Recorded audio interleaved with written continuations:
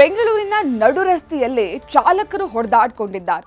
BMTC bus ಚಾಲಕ ಹಾಗೂ car ಚಾಲಕರ ನಡುವೆ ಫೈಟ್ ಆಗಿದೆ.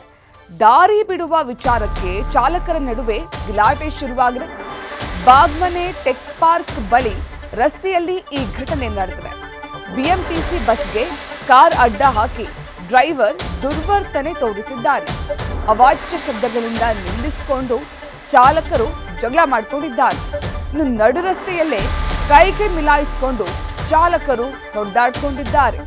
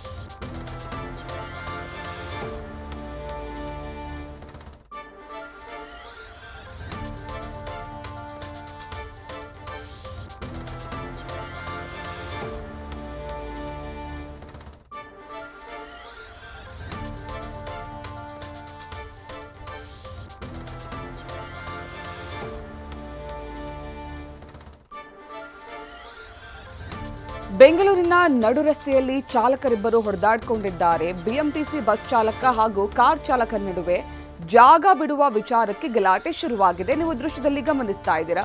ಇಬ್ಬರು ಕೂಡ ಕೈ ಮಿಲಾಯಿಸಿಕೊಂಡು ನಡು ರಸ್ತೆಯಲ್ಲೇ ಹೊಡೆದಾಡಿಕೊಂಡಿದ್ದಾರೆ. ಓವರ್ಟೇಕ್ ಮಾಡುವ ಸಂದರ್ಭದಲ್ಲಿ ಜಾಗ ಬಿಡುವಂತಹ ವಿಚಾರಕ್ಕೆ ಇಬ್ಬರ ನಡುವೆ ಗಲಾಟೆ ಶುರುವಾಗಿದೆ ಮೊದಲಿಗೆ. ಆನಂತರ ಕಾರ್ ಚಾಲಕ ಬಸ್ ಮುಂದೆ ಕಾರ್ ನಿಲ್ಲಿಸಿದ್ದಾನೆ.